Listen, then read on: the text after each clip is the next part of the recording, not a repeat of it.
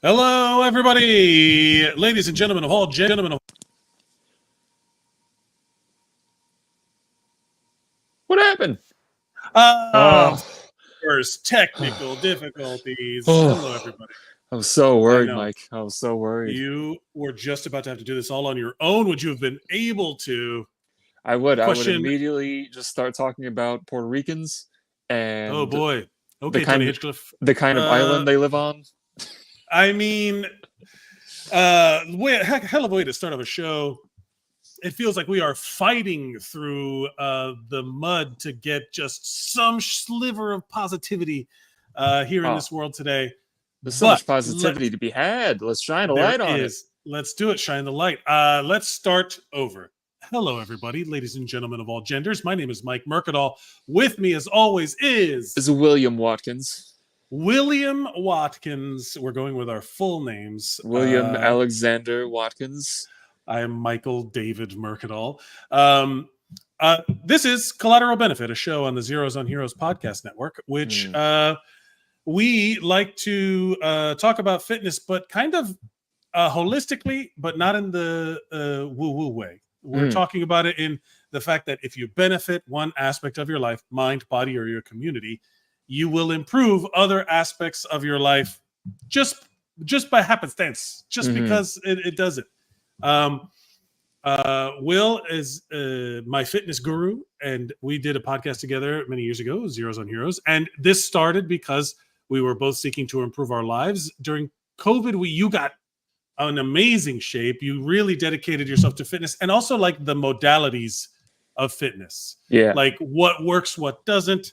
One of these science, you're a heavy lifter, but you're also a science-based guy. I think I would classify you as a knowledge-based lifter.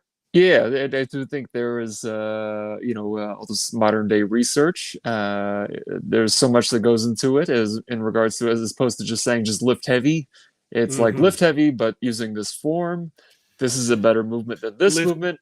Lift heavy with this exercise as opposed to lifting heavy over here. And you motivated me to also seek out fitness during the last couple since we've started doing this podcast again. And we would be doing this if no one was watching, because it improves our lives just to hang out and talk to each other and refocus. I like hearing the sound of your voice, Mike, which is why it broke my heart when your mic cut out a few seconds ago. Yeah, it's very dangerous. It's I mean, not dangerous. What's the word I'm thinking of? Impactful. I don't want to abandon you. I also, you like hearing the but we also got to see each other in person recently. Oh my God, I love the because I went to go visit to New York. We got to hug. Also, hey guys, you know what? Hug your friends. Everyone should be hugging your friends. Why are you not? I remember when I was a younger man, toxic masculinity rampant in the world. Showing any kind of love to another man was viewed in pop culture as gay. But I am a Latino person, and I hug men and give them kisses on the cheeks all the time. Hug my dad, love my dad, show off all that stuff. So I was always at odds with the idea that you don't hug the homies. You should hug the homies. Yeah. I saw a family of Italians horse the other day, and I guess from what I could understand, a cousin met up with them, and when he greeted them, everybody got a big old hug, kissing everybody on the cheek. All the male cousins were kissing each other on the cheek, and there was still that remnant of the what are they doing? Oh, you did that? What in my head it was, and it was like I had to be like, I was like, why am I? This is love. That's a culture. It's a cultural shit. Oh no, why are they showing affection in such a manner? You give a handshake, and if you hug them, you got to hit them on the back. those two men, their skin is touching, and it's not just the palms of their hands when they shake hands. Yeah, it's like what a weird thing to have fixated on. But we did get to hang out. We went for our friend. I went for our friend John and Brendan. Their wedding, super fun time, and then also you were in California at the same time. I'm now West Coast. You're New York. I'm LA. I was flying to New York for something, and that same weekend you flew to LA for something, but I stayed a little longer so we could see each other, and we hugged and had tacos, and it was a great time. It really was. I still think it's extremely funny that you visited from LA and got tacos in New York. I mean, look, I'll eat tacos anywhere, but from word of mouth from our Mexican friends who also lived in New York, those are very, very good Mexican tacos. Yeah, how do you rate them? They're in my mouth, and I ate delicious. I don't give a number rating to it's edible. Well, no, I'll say this. I don't know what the scale is, but there is many times I'll say, "Oh, this is the best thing I've ever eaten in my life." It can't possibly have been that, but in that moment, the sheer joy I'm feeling eating something max. This is great. Oh my goodness, this is great. Then I do feel like the biggest gringo in the world though, when I'm like, people are like, "What's your favorite taco spot?" And I'm like, "Los Tacos Numero Uno is my favorite taco spot." It's literally called, "Which tacos are your favorite?" The best ones, the ranked number one tacos. It's like no. Which ones from what place? It's like a who's on first situation. Yeah, actually, you went to. I've never been to the American Dream Mall in New Jersey. Have you ever been there? It's like a 30-minute bus ride from New York. I never knew this, but they have a location of a place that's in Brooklyn called Best Pizza, and it is very good pizza. Oh, but it's like up to the hype. The balls to name yourself number one tacos or best pizza, like. Good for you. Confidence in your product. I admire the confidence. It's that scene in that movie Elf where he walks into that diner and says the world's best coffee. He's like, "You guys, you did it. You did it." And to be fair, you know what? So the scale is the world's best. I'm eating something like, this is amazing. It's the best thing I've ever eaten. Then there's, this is great. This is really, really like something that impacts me in a way that I'm like, oh wow, this flavor is flavoring, like there is some serious enjoyment happening. Then there's like good, and I could eat a ton of it. Like, give me 1,000 of these right now. I want to eat until I can't anymore. Usually something that is great doesn't fall into that give me a bazillion of them, because the flavor might be too much. Then there's the flavor. Then there's like the flavor's just right for me to eat until I die. Yeah. Then there's, this is good, but I'm good. You know what I mean? Like, then there's like a no thank you, where someone offers me something like, I don't like coconut, right? So, but if something has coconut in it, I'll be like, no thank you. But if that's all there is, I'm like, yeah, it's fine, I guess. And then I went through this stage when I was my most broke, was when I didn't have any money, and I was learning how to cook food to be cheaper, like to save money. But if you mess up in the kitchen with your like last dollar's worth of food, that is not ruined food. That is just ruined food you have to eat. Yeah. So there's that, like, oh, this is terrible, but I gotta. Some other things, like some other healthy things that I'm just like, I don't like it, but I probably, for health reasons, I should eat it. I'm like Ron Swanson eating a banana and a burger. And how many times I've eaten like dried chicken, where it's just like, take a bite, fill your mouth with water, try to turn it into paste so you can swallow it. Yeah, just eat the driest chicken breast you've ever seen. Because there's also a thing where it's like, I know it was a live animal at some point, and I'm not extremely like PETA person, or don't eat the animals. I'm like, eat the animals, but it's also respect that the animal was alive at some point. Don't throw the animal's life away. Because if some cannibal killed me and burnt my leg, could you imagine? It was like, I fucked this up, and he just threw out my leg. I'd be like, bro, my leg. My ghost would be there like, are you kidding me? Come on, man. God. You put too much salt so you can't eat it now. Wipe it off. That's really funny. Actually, I And then there's that's the scale, and then there's another one underneath it where you eat it and your body just kind of like you just can't get it what's happening here. That is not to say the food that you will throw up later if it's like not properly prepared or whatever. Mm-hmm. But yeah, this falls into that category we talked about last week. If you guys watched last week's episode, it's here. We're on Facebook and YouTube and all sorts of social medias. I don't know if it was the last episode or the one before, where you have revolutionized my wife and I's conversation about doing things we don't. The never eat a soggy French fry. Yeah, man. Has changed my life. I need you to know this because you brought this to my attention. Mm-hmm. And it has, like all these like unified theories of like life, if you're going to be lazy, be honest, those little short sentences that you can unfold 1,000 times, little idioms. Yeah. Never eat a soggy French fry with the context in which you gave it was groundbreaking for me, because now whenever I'm like, I was literally we were at a place where we were like eating a French fry that was, and I was like, oh, no.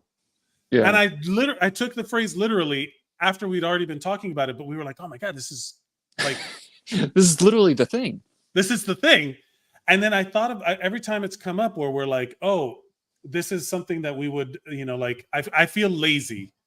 Like this is not like I haven't been working out as much as I would like, but I had like after coming back from New York, I was slammed with like to go make up days at work and all this stuff, and my sleep schedule's been shit. We bought a new car, like I've been going crazy. Lots of stressful things. So I've been putting the workout aside. Mm-hmm. And sometimes I just want to like veg out on the couch and do nothing and blah, blah, blah. But to me, there's a part of like, oh, I'm not going to enjoy this moment. Yeah. Because I haven't earned it. Right. So it's the not earning it sogged the French fry of chilling and doing nothing. Mm-hmm. So it's like now the guilt, like the sogginess of that saying, the never eat a soggy French fry. If you were, go back and you listen, it was about you're doing something you're not going to like later because it's going to like impact you negatively. Yeah. But in the moment, you can't even enjoy it because it's not even worth it. Yeah. It's not, you're like, oh, I'm not even going to enjoy this. If it was the best French fry in the world, maybe, but I'm not even going to enjoy this now. The guilt has sogged my fry in certain situations. So now my mind is kind of like in that, sometimes I have to keep myself from sogging a French fry. Like there's a balance to be struck, and I mean, it's in my mind all the time. Have you had an example of that recently? The soggy French fry thing? Oh yeah. I, at work, somebody brought in a cake and beautiful looking cake. It was in a box. It was like it was delivered and opened it up. It was very nice. And I cut into it and it was like about an inch of frosting between each layer of cake, but the layer of cake was like a quarter of an inch big. So it was just a big old thing of frosting. And I was like, you know what? I'm gonna have some cake anyways. And it wasn't good. And I'm not a fan of It was I looked at because I'm not gonna lie, sometimes if it's all frosting and it's good frosting, fucking I'll eat that fucking frosting. But it was like I looked at the thing, I was like, where did they get this cake from? And it was from 1-800-Flowers. Oh, weird. And I was like, what the fuck? 1-800-Flowers has cake? Also, 1-800-Flowers really diversifying their offers, yeah. And also, who would go to 1-800-Flowers and be like, this is a good cake place? Yeah. I don't get it. I don't know. We had a situation that is a great, you made the choice. You did the assessment. You took the pause. I think that pause is super important in what we're talking about in terms of whether or not the French fry is soggy. Yeah. I think that the idea of the pause to reflect is pretty important in my estimation for everything, right? Like everything you need to chill with, like to take a second to really assess the reality for a moment. And I think that has come into play a lot also in terms of the soggy French fry saying. Yeah, there's a thing in therapy when you do like CBT therapy where it's there's a thing called Dear Man skills. I don't know if you're aware of it, but it's a Dear Man Bill of Rights they call it, like the where it's like how to get your wants and needs met. And one of them is if you're engaging with somebody, you have the right to not respond to their question until you can fully you know understand the question, understand your opinion of it and everything. And I've also applied that to food where it's like, I have a right to not eat this until I decide whether or not it's worth eating. Yes. Because I do have that compulsory thing where it's like, the food's in front of me right now. Or if it's like, I'm already full from like a meal, but I know I have a sweet treat waiting for me. I'm like, oh, I got to eat it now, even though I'm already full. It's like, no, I can calm down and maybe I'll have it later. Yes, I do suffer. So I work nights, right? Oh yeah. I work nights, and there is no weaker willpower than a 3 o'clock in the morning overnight shift. Suddenly there's a Snickers bar present. Ooh. Suddenly there's like a bag of bullshit cookies that have been out for 3 hours. You know, like there's like, I always say this, and I stand behind, I turn into, I'm like part raccoon. I'm like, I'm not, no joking. Like I will see what is essentially garbage on the table. Standard break room rules. If it's on the table, it's for the people. If it's put away, it's somebody. Yeah. So if it's on the table, fair game. There was a box of stale ass donuts that people do that thing where they cut the half, the corner. And then they cut the half, and then nobody wants to eat the last sliver of donut. Yeah, I went in there and I cleaned out like 6 slivers. Ooh. I was like, I'm tired and bored, and this is frustrating, and I'm not making enough money, and people are dying, and what's happening? Yeah. I should also preface that I work in healthcare, and people are dying is not a euphemism for something. Yeah, I forgot you no longer worked at a preschool. Yeah, no, that's yeah. I've done it the opposite thing where it's like somebody brought in a big thing of a bunch of Dominique Ansel pastries. And it's my rule is I either eat something if it's something I've never had before, or if I know it's going to be really good and I'm really going to enjoy it, but I won't eat like a Chips Ahoy kind of thing. Right. But it was like somebody had like 4 or 5 pastries, and they brought them in, and nobody else wanted them, so they were like, "Hey, Will, you can have whichever one or all of them, whatever you want." And I was like, "All right, I'm going to choose whichever one I haven't tried before, and then I'll eat that one." And it was like all of them were something I'd never tried before. So then I was like, fuck, what do I do? What do I do? So I just like, I did the thing where I cut all of them into halves and quarters, and I would try a quarter of this one and a quarter of that one and a quarter of that one. And then I was like, oh, I don't really know which one I like better. So I got another quarter and another quarter. And then I was like, and then by the time you're done, you will have eaten, all of them. But then afterwards, I was like, what a great experience. Yeah, what a nice charcuterie board tasting menu you provided for yourself of pastries. And to be fair, you did not sog it. It was not soggy in the moment. No, not at all. You know what I mean? Like you thoroughly enjoyed the experience, regardless of what else you'll have to do later on to feel like some sort of redemption, or I don't know. That's such a heavy word. Yeah. I feel like so much of modern fitness conversations are about guilt. Yeah, I've always related it. Guilt. I've always felt like I've tried to stop doing this, where I would eat some high calorie food, and the next day I would go to the gym and work out so fucking hard, to the point where I was like breaking down, and it was like, oh my god, I'm a Catholic boy who masturbated, and now I have to go to confession to get rid of my sins. I have to I have to go to the gym membership guy. Forgive me, Father, for I have sinned. I need to do you do the mea culpas and you do the Our Fathers, and so it's like, oh man, I gotta stop thinking that way and just like go to the gym for, stick to my schedule, stick to my routine, and then if cool things happen that I get to eat, almond croissants from and I gotta say that almond paste, and I am a Frangea fan. You know what I mean? Yeah. Yeah, anything that is a paste or like a filling of some kind, it's hard not to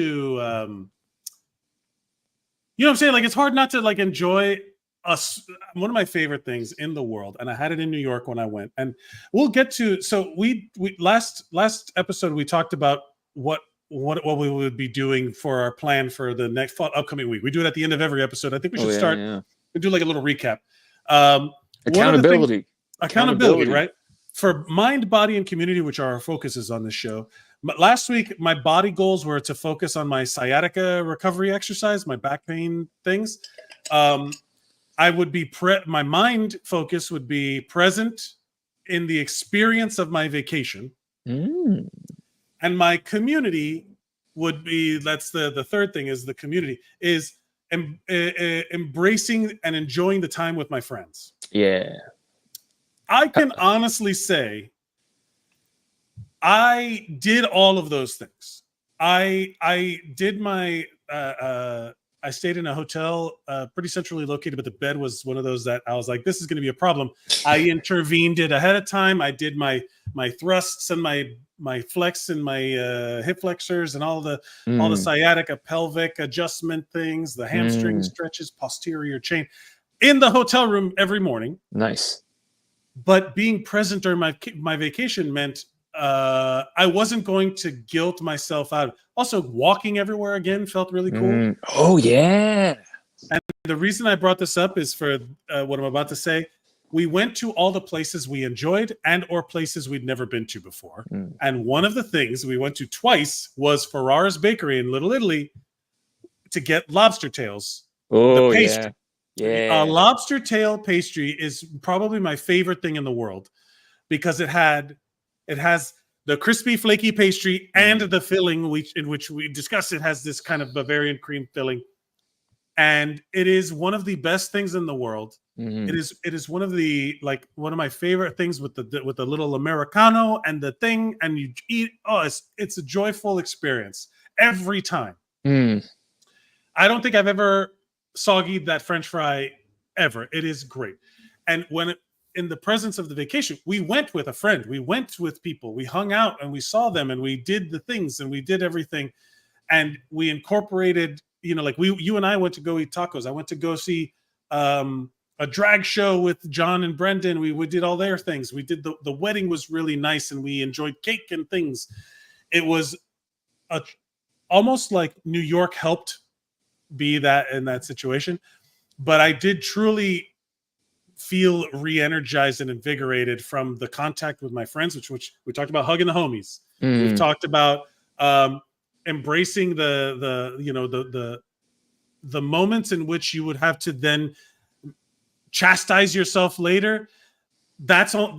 Leave that for later, and like truly enjoy your moments and holding yourself accountable for like all of the damage you've already done, which is my sciatica. Actually, like we talk about all the time, but it is a generalized kind of a mantra. Yeah. That you could go through the day with, like, how is this improving my mind? How is this improving my body? How is this improving my community? But if you don't take it too far, you can kind of just walk around in this peaceful balance of enjoying all of it. Do you hear the cops? No, I was wondering if that was you or me.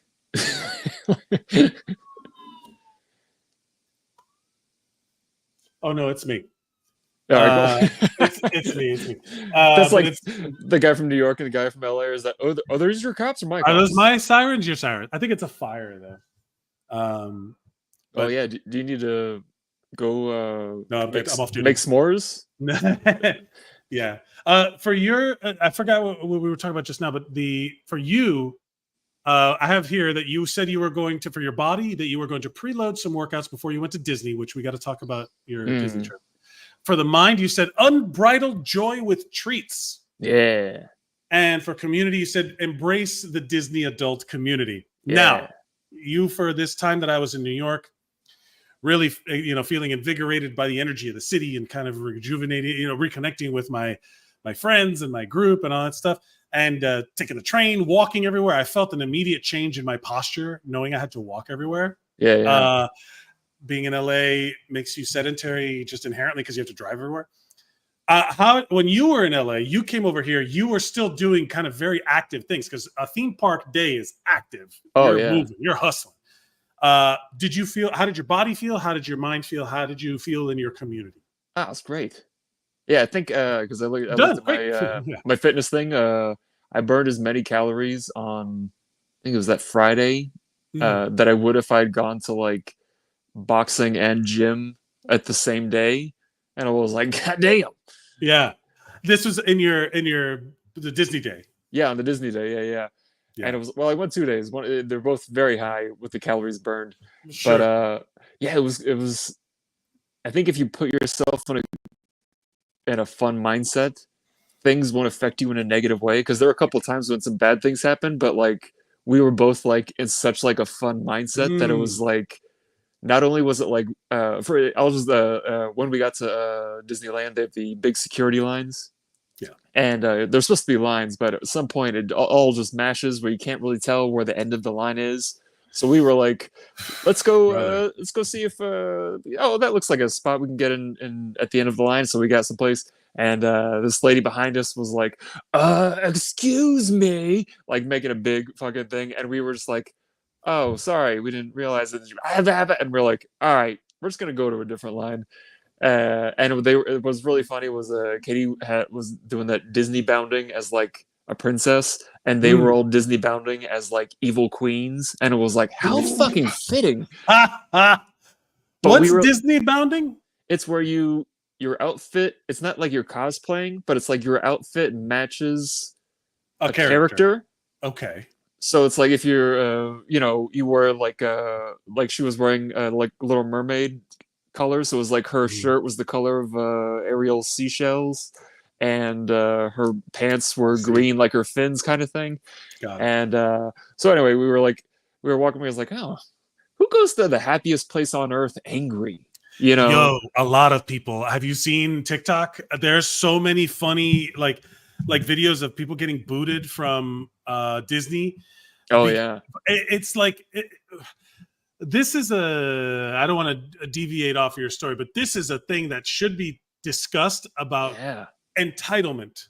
Oh my God. Because of how expensive Disney has gotten, I think there's an entitlement that when you get there, you should be able to do that money's level of misbehaving or like treating other people. There's like a servant master mentality. Oh, yeah.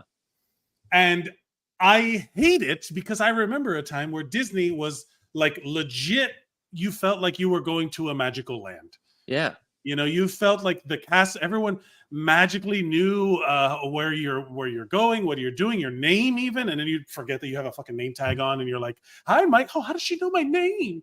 Shit like that. And no phones, no cameras, no nothing. You just went to be present. Yeah. You went to have the experience, and now it's very different. Yeah. And it's weird too, because that mentality, it's like, oh, I paid all this money, so I should be able to be treated in a certain way. It's like everybody paid that money. Yeah. Like main character syndrome is like a thing. It's so prevalent. And again, your community goals for last episode were to embrace the Disney adult community. Yeah. Now, were the people you saw that went against your happiest place on earth thinking, were they Disney adult people, or were they visitors in that world? Were they not? They were just vacation. What's also interesting is how little time because usually I would do this. I would dissect somebody's behavior, like, why are they like this? But it was like, they're not worth me dissecting who they are. What was great too is as we were walking, I was like, worried about Katie because she doesn't do well with crowds and people and sure that kind of thing. And I was worried about her, how she was going to react, especially since this is like, I want her to have a good time, like. And she goes, you know what? I hope they have the day they deserve. Yeah, and it was like such a powerful. I remember once I heard that. I hope you have the day you deserve. It's like a judo move. It's like an Aikido using your opponent's energy against them maneuver, where it's like, hey, I hope you get what you dish out. Yeah. And it was fascinating too, because we saw that group later in the day and we recognized them because they all had the headgear with the Maleficent horns or whatever. And they were all yelling at each other. And it was like, that's my funny. God, they did have the day they deserved. Yeah. Like, and it is almost like a what you put out into the world is what you get back. Because it is like, we were like, our bad, we'll find a different line. And then we had a fantastic day. And they were like, blah, blah, blah. And they had a horrible day. And it was like, man, it is amazing how you can, if we had let them infect us, we would have had a rotten day. Infect is a good word. Yeah, infect. I like that. So it is like a plague thing that could spread very easily. I think Mark Maron had a joke about it in the 90s or some shit like that, where it's like it spreads, like you just like, hey man, fuck you. And then somebody else has a bad day, and then they send it to somebody else, and then they send it to somebody else. But it was that thing of like, we were so determined to have fun that day. We were like, this is our vacation. We are going to have fun no matter what. And it was like we had inoculated ourselves to their disease. Oh, nice. Yeah. So it was like it's just like water on a duck's back. And then we went and we had a corn dog and a pickle, and we're like, this is great. This is great. Look at this. Honestly, a corn dog and a pickle, sometimes that's a solution to a lot of problems. Oh my God, it was fantastic. Hey, I'm so stressed out. Have you had a corn dog or a pickle? Yeah. Have you had a corn dog today? No, I don't know, man. Maybe your corn dogless day is the product of your own decisions, like your own choices. You should really consider having corn dogs around more. And I think in relation to those type of negative people, the reason why that didn't ruin us is that there were so many other kids who were waiting in line who were just like greyhounds, like just they're like, oh my God, we're gonna have so much fun today. And I was like, yeah, let's focus on that. Let's focus, Mr. Rogers, focus on the helpers, focus on the happy things. Like, yes, focus on the helpers. I love that. I do also love the idea of I don't think I will ever feel like a kid again. Like there's certain things that, man, being an adult sucks. The awareness of the world. I was having this conversation with this goes into kind of like the mental health side of things, where are you depressed, or are you just accurately reacting to the stresses of a devolving world? Like, the election's coming up, there's so much stress involved, whichever side you're on, there's so much stress of that. There is a right and a wrong side, in my opinion. So yeah, if you're on the wrong side, your stresses are going to be different than mine, who are on the right side, having to deal with you people on the wrong side. Yeah. So like the stresses are hard to navigate in a world that's already complicated. To have a childlike innocence of the world again feels almost insurmountable. Like you can't, like, so when you see kids out there at Disney World, you're like, that's right, this is for the kids and the kid at heart. That was the whole thing of the Disneyland, or like, of course we could always talk about, if you want to really talk about dividing the country into firm stances on either side, Disneyland versus Disney World will always be a very heated debate amongst Disney people. But I'm a Disney World person because that's just facts. It's just the truth. I don't want to start any trouble here. But I do feel like there's everything feels like you're on the one side or the other. Yeah. Now, and I wish I could just be a kid where you just kind of like just let all the joyful things in. Yeah. There's because I went into the thing like, all right, everybody has the debate, Disney World versus Disneyland.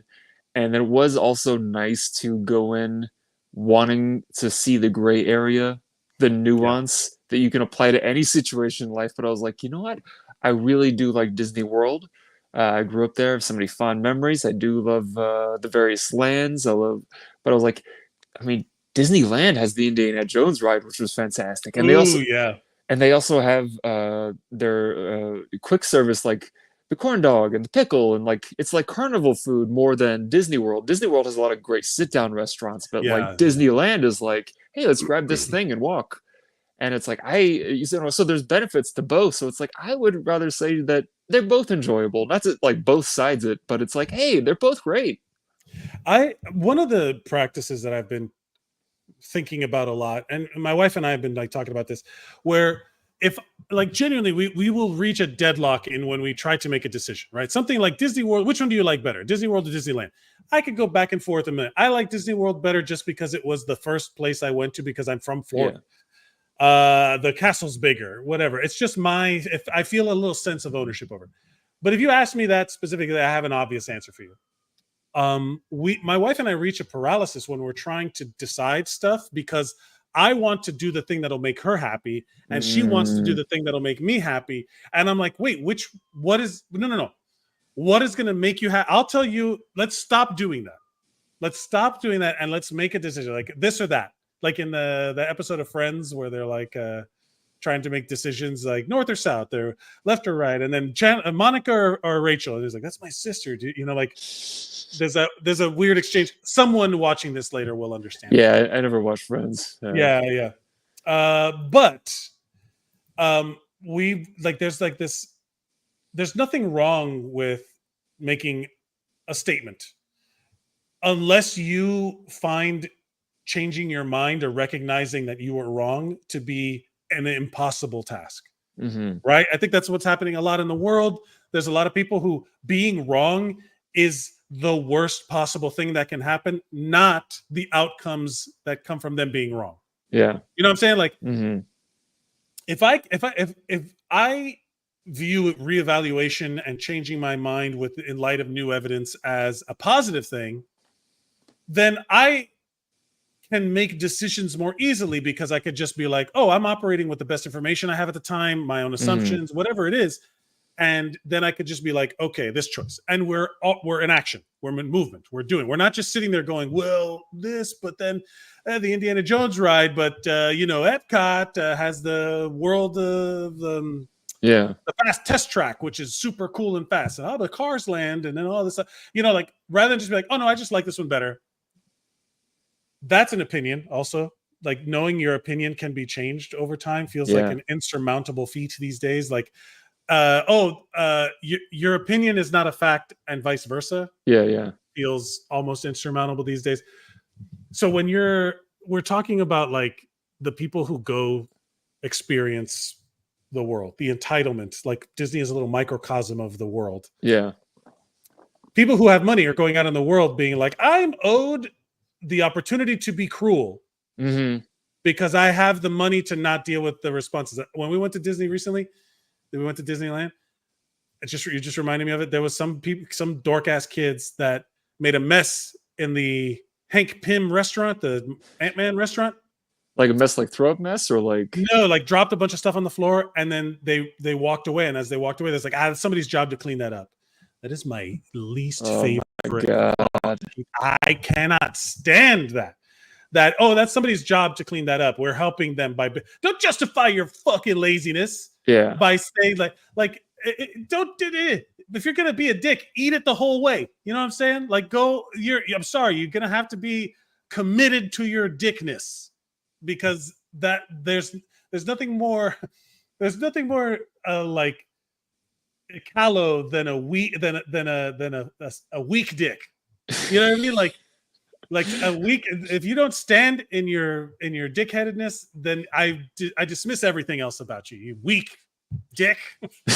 I think weak dick is an insult that we should start using more often. Oh, you weak dick. Weak dick. I mean, it's not even because it's not about it's just that idea that you're entitled to the world, to a servant class, is always kind of very, very frustrating and hard to deal with. This wasn't supposed to be the course of the show, but the direction that I wanted to take the show. But it is an example of like Disney being how expensive as it is. It does create this kind of like perfect storm of entitlement, main character syndrome. I am, like the star of my show. There's people that film themselves as influencers. I was at a LA Halloween party last night. Oh. And there was the energy, the stank on it was not influencer heavy, but there was some social media presence. And I met a gentleman who is, I guess, like a lawyer for influencers, like represents influencers in some way. And he was just like, these motherfuckers, like he was just like, he's like, you understand, like this guy, it's like he was talking about the way that some of these influencers think they should handle money. And he's like, I gotta deal. This is what I'm dealing with. This is like, you could see the veins on his head. Like I was like, oh man, because influencer culture is just too, like the people are too young to recognize the insanity of their actions. Yeah. And they're encouraged to be even more insane than the next influencer because their currency is attention. Yeah. So it was just interesting to see that dynamic represented where I'm like, oh, I'm not crazy. It is hard to deal with in the real world. These, they're making $1 million bazillion, but they're also like too dumb to know what to do with it. And then, or maybe they're just dicks. They're weak dicks. Yeah, I mean, there's the thing that people say all the time of, especially, of our age, of the, I'm glad social media wasn't around when I was 14 or whatever it was. And I do think, to our previous point, that, people are like, oh, you're not the same person you used to be. It's like, yeah, like, you're supposed to change. You're supposed to, if you have the same beliefs you did 10 years ago, you fucked up. Like, if you have the same beliefs you had 20 years ago, what are you doing? Like, you're just staying in Stuart, Florida your entire life, going to the same 4 restaurants, having the same exact beliefs. I do. Let's put this in check here. If you're listening from Stuart, Florida, which 4 restaurants do you go to? Which 4 restaurants are they? There's Duffy's. Yes. Okay. Usually, I think like 3 out of 4 of them have the word shack in the name. Yes, a shack of some kind. Yes. I do enjoy the idea. I don't think there's anything inherently wrong with people settling into a routine, because I do seek the peace of routine constantly. That's the ADHD brain of like the Sisyphean task of setting a schedule, building a routine, creating habit, creating hobbies. As an ADHD person, it's always that like it's just out of reach, because then the hobby becomes organizing, and then the I'm just building the schedule around the hobby, never actually doing the hobby. I would like to play music, but I need to set up the computer. So the hobby isn't music anymore. The hobby is setting up the computer to store the music I will eventually record. Like the ADHD eats up the thing. So I crave a routine every now and again. There's nothing wrong with routine. But I do believe that if something enters your life that you need to change your routine, you have to be open to augmenting it in some way. Like if I suddenly, like I was pre-diabetic not too long ago, and then the last couple of months that we've been working together, or I've been doing this sort of thing with you and taking care of my fitness, dropped it out of the A1C. Nice. Dropped down. I'm no longer pre-diabetic. No Ozempic neither. I did it all myself. But if, let's say tomorrow, hey, your pancreas just shot out of your asshole and you no longer have insulin in your body, you're diabetic now, you need to be conscious. It would be wrong for me not to change my mind. Yeah.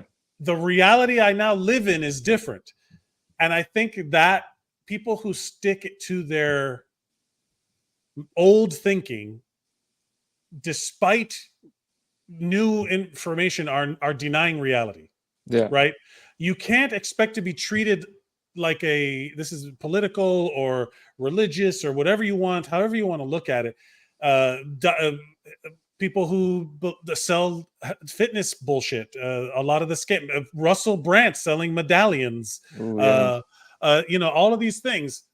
If you choose to live in a fantasy, you can't expect to be welcome in every aspect of reality. You know what I mean? Like, if you live in a fantasy world, if you live in a magical place where the rules are subjective to you, you can't then go out into the world like a Disney World and expect everyone to be like, "Ooh, there's the main character of our." No, you're living in a fantasy world.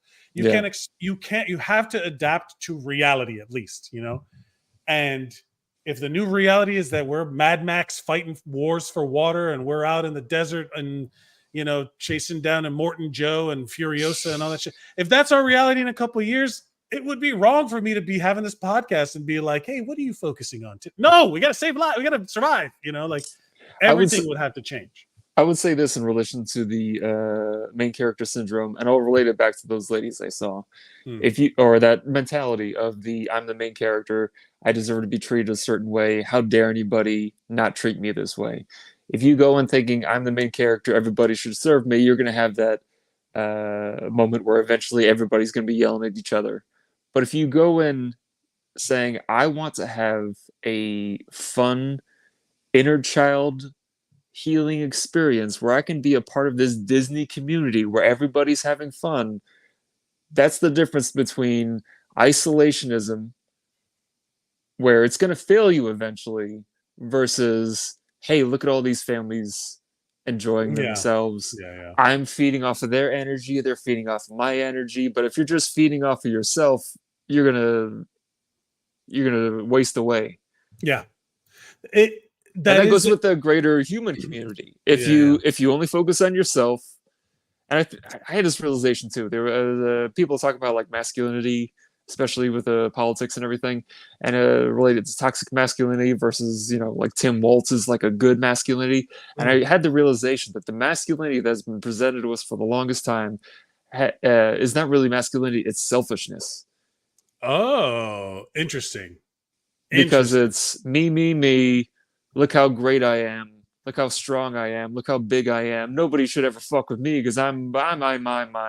Whereas true masculinity is, how can I use my position of power to protect the people that I love? How can I use my ability to help others? How can I enrich the community I'm in? How can I help lead this community? That's good masculinity, as opposed to selfish masculinity is like, who wants to fuck with me? There's the bastardization of the I'd rather be a warrior and a gardener than a gardener in a war. That alpha male bullshit that people spout out. It's like, oh, you'd rather be a warrior in a garden? Well, where's your garden? Yeah. Are you just focused? You're just focused on being a warrior right now. Where's your garden? You're gonna starve to death. Not just, like, if you don't, like, who are you going to be a warrior for? I don't know. Like if it's like, I'd rather be, if you're a gardener, if we're using the context as like in a reality, and that is making the comparison that you're ready for war in a peaceful environment. Show me the peaceful environment you've created. And I mean, like, can you, and if there's a gardener in a war, a gardener implies that that's somebody who can cultivate and grow their surroundings. You can't do that alone. So of course there's going to be, I would rather take 600 gardeners to one warrior. You know what I mean? Like, I'd rather take a community of gardeners for, you know what I mean? Like, suddenly it's like, hey, you're not out there alone, buddy. Yeah. Strength in numbers. Not only that, like, do you need someone? Like, why are you so focused on this lone wolf thing? And it's because of all of the pop culture toxic masculinity bullshit, which is inherently selfish. A lone wolf is fucking selfish. Yeah. A lone wolf is like a corruption of the natural pack, right? I think a great way. This is a recent event in the fitness community that just happened on social media. I don't know if you came across it. Do you know the one I'm talking about with Jeff Nippard? Yeah. Where I think this is the perfect example of a. It's always been this like thing I've always seen when somebody, if anybody is listening, they don't know. It's this guy criticized Jeff Nippard for being a science-based bodybuilder, whereas he's just old school bro, lift heavy things. And he attacked Jeff Nippard because he, refuted him on TikTok or whatever it was. But they live in the same gym. This is like they go to the same gym. This is a real life interaction. It wasn't like an online beef. This was like in person. An online beef escalated to a real life altercation where some macho old school guy, Mike Van Wyck, toxic, was being confronted, whose ideologies were being confronted. This is just in fitness. It's not even about life. This is just about your own personal fitness journeys. Presenting it as, this guy doesn't really know what he's talking about scientifically. Here's the reasons why you should do something else. Just literally point, counterpoint. Then in the gym at the same time, the macho guy did some of the most cowardly shit I've ever seen by instigating through passive aggression. Yeah. Right? Like just kind of like, the shoulder check. The shoulder check to me is the pussiest move of all time, having grown up in an era of shoulder checks. Right? Yeah. Like the toughest dude in the world would be like, I'm going to shoulder check this guy in the hallway. And I'm like, what a coward. Yeah. You know what I mean? Like, what a pussy, where you can't come up to somebody and be like, this is how I feel, and this is what you are doing to disrespect me. and I will no longer stand for it is so much more powerful than someone just going, ugh. Yeah. Anyway, so continue. Yeah. So in the video, there's video evidence of all of it and blah, blah, blah. But it's always been fascinating to me, the guy who makes clear, concise points in an intelligent manner, science-based stuff, and the other guy is like, you know what, fuck you, man, and just like choke slams him. It's like, well, I didn't think of it that way before. You are right, Mike. You are correct. You make the better some salient points there, choke slammer. No, man, go fuck yourself. It's like, why do you think that makes you right? It's the might makes right thing, and it's what a douche. And to your point, like, so many people were like, yeah, we love Jeff Nippert. He's like one of the most popular YouTubers, and he's like such a nice guy. Like, who do you think we're gonna back here? The 7-foot tall guy who thinks he's better than the 5'4" guy? Like, the comment sections played out as you would expect. Yeah. Right? Like, there was the worst people in the world had the worst opinions. Yes. It's like, again, you don't have to zoom that far out to see the reality of the situation of like, oh, this guy, you're a terrible person, so you're going to make terrible decisions. Your brain is the source of. Someone said your brain makes ideas the way your colon makes shit. It depending on like it's like you're not your brain, your ideas, because your brain produces them, and but you can influence the way your brain makes decisions the same way you influence the way your colon makes shit by feeding it properly. And I was like, huh. And then so when you see a bunch of these douche canoes just being the most obvious versions of themselves and expecting people to be like, yes, right, as opposed to rolling their eyes and being like they're like, hey, wait, look, this is a surprisingly interesting person that I'm going to listen to and follow. No, man, no. What and they're shocked. They're shocked when it doesn't happen. The people who were all like defending the bully in the situation were like, can't believe he pressed charges against him. What a bitch. And it's like, yeah, those are called consequences of actions. Yeah. It's like, this isn't the Stone Age. You're not a fucking Viking. Like, this is how people should interact with each other. There should be consequences for being a terrible person. Yeah. That whole the cancel culture versus consequence culture, there's always a fine line, like in terms of your subjective nature of it, but ultimately the consequences of, like, of course there are people who take it too far. Like anything in the world, you could take it too far. Like this is going to be super nerdy, so but in my D&D campaign, the one I'm DMing, one of the major themes is that good intentions can go wrong. And that justice in concept is a powerful positive tool unless the wrong person dictates who's right and wrong.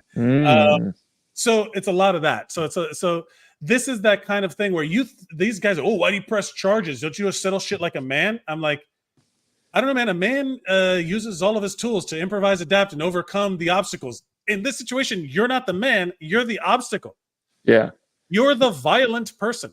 Like, there's so many times when you see people like defend, like, or get away with stuff. Like there's like, might be the ADHD of it, but there's like the sense of injustice is super strong in people with like a lot of variety of mental health issues. Yeah. But that sense of justice where people are like, oh, he's just going to get away with it, which is, I think, a lot of people's problem with like Trump or any of these other Republicans saying all this kind of crazy shit. And we're like, hey, is no one going to hold these people accountable? They said crimes, like they're criming right now. They're doing crimes. And it feels like this huge gap in justice, right? So when something like the idea of consequences comes in, I feel like we've created kind of a whole culture. It's not even generational, Gen X, Boomer, Millennial. Like, fuck all the labels that marketing advertisers give us. It's a culture of, if I can talk my way out of consequences, they never happened. Like, I'm right. My actions were justified if I don't. So then it becomes a thing of like, oh, I'm going to like that whole thing. It's better to ask forgiveness than I permission. was literally about to say that. You motherfucker, stop using clever phrases to be douches. To justify your assholeness. Yes, you're just an asshole, man. You're not going to do the ask forgiveness. You're not giving food to homeless people and getting arrested for it. You're using those lines for committing crimes or doing horrible things and ruining people's lives. Be like, oh, it's better to ask forgiveness than permission. We're still not going to forgive you. You have to go to jail. You know what I mean? Like, I don't get it. There's the only there's limits to that, of course. There's always gray. Yeah. I'm trying to remember the guy's name, but it was on video, and it's a terrible, terrible tragedy. It was a horrible crime committed against this man by a guy kidnapped and did horrible things to his son. Got away with it, claiming some sort of insanity. I don't remember the details of the thing, but as he was being transported, the father of the son that was murdered shoots him right there on camera on the news, and everyone's just like, the reactions weren't even like, what do you mean, why would he do that? It's like, disappointed, now we have to hold you accountable for your actions. And eventually he was given a lot of leniency because of the situation, but it's the reality of like, he was still willing to commit the act that would then get him the consequence. You know what I mean? Like, yeah, it's all like a give and take tug of war, of a balancing act, whatever analogy you want to use, of it's your choice, man, but it's not your choice how people react to it. Yeah. In general. I mean, you can make a joke about Puerto Ricans in a Trump rally and then afterwards be like, oh, I was just joking. It's like, yeah, those jokes make you a shitty person. I don't know how to explain it to you that the joke does not excuse the shittiness of your existence, Yeah, he like responded to all the outrage, and he was like, he basically said like, oh, I can't make racist jokes at a fascist rally. Oh, what kind of fucking world are we living in? Yeah, it's like, no, bro, you can't. Well, you can. He did. I mean, you can't do it without consequence. That's the point. It's like, oh, it's like you did it, dog. Yeah, you can't be offended at people being offended. Yeah. You literally are like, everything that you just did is earned. Everything you're getting, because that's how reality works. Like everything. If you stick a fork in an electric socket, you can't be like, this isn't fair. Yeah. Why is that? Why am I being electrocuted until the point of possible death? What did I do to deserve this? I don't know, man. The fork in the outlet? Yeah. You know what I mean? Like, come on. What are you talking about? So at this stage, I don't know how we got to this point of like talking about, but the accountability, some of the stuff that we were talking about being like seeing the consequences and seeing how other people behave as a negative. I try to then see not necessarily what excuse I can give them, but how do I not be them? You know what I mean? Like the toxicness of like my upbringing and all of the bullshit. I'm in a constant state of correction. One of the greatest things I got from going through all these past few years of therapy is I kind of had it before, but it's like grown to the extent that it really informs so many of my beliefs, is the act of empathy. Because it was always, I always empathize with people, but now it's to the point where if somebody is behaving towards me in a certain way that normally would have upset me to a ridiculous extent, now I go, there is something in their life, their past life, where they've had traumas and experiences that have led them to this, behavior is just a series of actions that all lead into behavior. That is your behavior. That is your behavior is your personality. So it's like so many things have had to happen in this person's life to make them behave this way to somebody who doesn't deserve this kind of behavior. Where it's like, I am practicing empathy to the point where not in a condescending way, I feel pity for this person.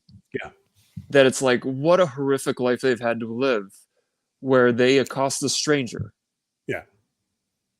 Still fuck you though, dude. You know what I mean? I feel still you're banned from the gym, and I hope you get criminal charges pressed against you. And Yep. I mean, I feel pity for you, and I hope you get have the day you deserve. You know what I mean? Like both things can exist in the same space, which, at least in my opinion, like, I feel sorry that you're in the situation you're in, and now you have to deal with the consequences of your actions because of it. You know what I mean?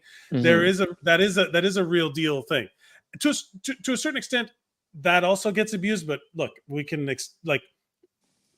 all have to live in generalizations, right? Like, we all have to Mm-hmm. live in the statistical probabilities of what's happening around us. Mm-hmm. The statistical probability that the ice cream I just ate is not going to have the amount of calories that it says on the outside is wrong. I have to go with the statistical probability that, yes, half a cup of Haagen-Dazs is 1,000 calories, whatever the fuck it is, some crazy thing. I have to operate on the generalization that I don't give the policies put in place by whoever I vote for will affect more than just me. That is going to happen. I am a white man. I'm Hispanic, but that's a separate issue. But like, I am cloaked in layers of privilege, so I can't vote in my own self-interest. I have to go with the whole general public. We are part of a general population. Public health has been something that people have been struggling with for the last fucking 5 years. Generally speaking, how you feel about some disease does not impact how it works in the population in any way, unless you're taking actions like a mask or vaccines. So it's like, we have to live in reality. That's my mind goal for today. For this week's episode, we're going to close. We gotta come together on this in conclusion. As much as this is beneficial for us in our mental health to vent a little bit, I do want to leave. I like to leave every episode with the mind body community benefits that we look forward to trying to employ in our lives this week. So for my mind, I'm going to live in generalizations so that my decisions can come to me quicker, so that my assumptions can be based more in truth. So, you know what I mean? Like, I just want to live in the reality, at least until election day, and then I'll go into my delusion bubble and we'll see what happens. What do you have any goals for your mind this week, Will? Oh, for my mind, it's gonna sound like a broken record, but I really am in pursuit of just joy, where it's like, what else is there to do in this world? There are, like we've been talking about, there's so many terrible things, but it's like, especially like when I went to Disney World, it's like, what's stopping me from having or a Disneyland, or what's stopping me from having a Disneyland mentality every day of my life? Disneyland mentality feels like, it's like, I had so much fun at Disneyland, and they say, in therapy and stuff, they say, find a way to disassociate when your mind gets too anxious or too upset. You play a video game or whatever it is.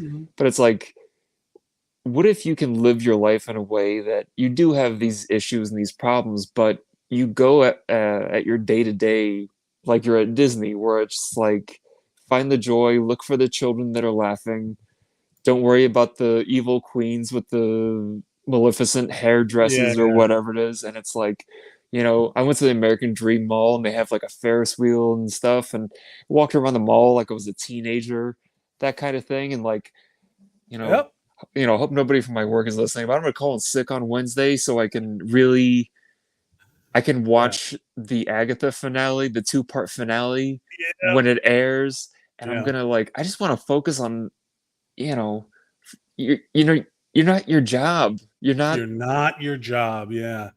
You have the fun. Look forward to the fun thing. I just want to keep looking forward to fun things throughout the week. Yeah, I love the idea that the active pursuit of joy feels like a very, like, that's a very nebulous term, but like the Disneyland mentality feels like a more concrete way of saying that same thing. Yeah. Like, I'll wait in line for this thing if it's going to be fucking fun. I'll seek out this thing that I want to try and eat and taste and experience. I want to, like that I'm not going to focus on the hurdles that are in the way. I'm going to focus on the joy I'm receiving along the path of of experience. I like that. In terms of body, we didn't really talk about fitness and working out that much. We talked about weight, heavy old school weightlifters versus science-based weightlifters, in that assault on one over the dickhead gave over Jeff Nippert. But I need to refocus on my body a little bit. Where we kind of derailed on the diet because of vacation, all those delicious lobster tails. And I think my body and my main focus is going to be lower body workouts, doing as much squat as I can do without hurting my back. Nice. I think I'm going to focus on everything that keeps up. I keep seeing the videos about squat equals longevity. You mentioned it last time about squat. Dude. Like a squat literally is like the ultimate better exercise for aging, to improve your quality of life as you get older. So my goal is literally just squat with an exclamation point. What are your body goals for this week? Body goals is I'm actually go back on my schedule for going to the gym has been kind of wonky, so more consistently, but mainly I want to focus on the diet, nutrition, not to like go to the extreme of like, I'm not going to eat rice this week. Like I'm just going to eat a better, because I mean, so many delicious things. Right. Where it's like, all right, I can't overindulge the deliciousness. So I'm going to focus on just, eating good, healthy foods while still I'm basically just going back to my diet before I, your Disneyland mentality? My literal diet. Yeah. That's so funny, where it's like, I have to stay in Disneyland for some things, but leave Disneyland for others. And what about for community? Do you have any goals for the world in which we live, reaching out into the people around you? For community, I think I'm going to go back to that story about the ladies when Katie said, I hope they have the day they deserve. I'm going to say, I hope I have the day I deserve, in that I want to behave in a way that I deserve to have good things happen to me. So I want to do good things for other people. I want to behave in proper ways. I want to behave in a way that, I should experience joy. I should experience fun, because that's the vibes I give out into the world. Yeah. I want to deserve the fun. Yeah, that is having the day you deserve feels. Now, again, this is not to piggyback off your thing. There's if anybody's watching this, or if you can find it, I've searched high and low. I watched it. It was like in a TED Talk website or some sort of thing about a guy who was talking about, it's basically the golden rule is wrong. You can't do unto others as you would have them do unto you. You have to do unto others better, to account for a margin of error. Yeah. And so you always have to be putting out there, not what you would want for yourself, but even better and more frequently than you would want for yourself. And he made this analogy about an airplane. An airplane has a destination that is the runway over here, right? But if you have a crosswind, you have to augment yourself and aim into the adversity to then account for how much it's going to push you off your course to land, to get to where you want to land. I think I've said it on here before. I wish I could find it's an old black and white thing, but that lesson of you have to just turn into the adversity, not just account for the margin of error, turn into it so that you can counter its impact, is very interesting. So like when someone is, let's say I'm doing unto others and someone is receiving it and doing it unto me negatively, I have to then lean into it and be like, well, I'm just going to do it even harder. I'm just going to do unto you even harder so that you get it, that I want this better, and I keep coming with that analogy, and I love it, and I can't find it anywhere, but that's how I'm imagining what you're saying. Like, lean into, if you lean into what you want what you want, and you're putting it out there almost like aggressively, like, hey, this is what I'm looking for. You hope that it would then balance out. I love that one. My mental game right now is suffering from a little bit of like lack of creative juice. So my mind, my community goals are going to be, I have an idea for a show, another thing that I want to work on that's live. And now that I have a little more facility to move around the city, I got a car, an extra, we have like 2 cars now. I can really kind of start putting shit into action, ideas into action. So I'm trying to build a local team, like really reach out to people in the area that I've struggled with making friends out here. And if this is the do unto others, to have the day you deserve. I like getting invited to things. I should then also be planning things which I can invite people to. Yeah.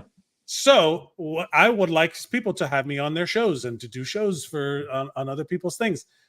I would then have to have my own thing that I can invite people to, just to balance out the karma. And and that's like my goal is to genuinely build a little community like we had in the Zeros on Heroes, Unsung Heroes days. Yeah. But to fulfill a kind of a creative need I want to assemble my Avengers or assemble my team, you know, and reach out to people and really kind of give them something that I can offer. Like, hey, this feels like an amazing idea. I need help putting it into action. Will you be part of that help? You want to grow your garden because you're not a lone warrior. I want to grow my garden. Yeah, for sure. That is a great grow my garden. Assemble my team, grow my garden. That is a great way to put it. So check out the website for merch coming up. There's gonna be a t-shirt that says grow your garden. We're gonna have a book of just all our like one-liners we've been dropping. Yeah, I'm writing them down. Never eat a soggy French fry. It's gonna be called lazy. Be honest. It's gonna be called "Don't Sog My French Fry, Bro." Yeah, yeah. Grow your garden. We got a bunch of. We got a ton of them. Well, I love you. Thank you so much for doing the show with me. Thank you for changing the time. We're a little later than we normally are.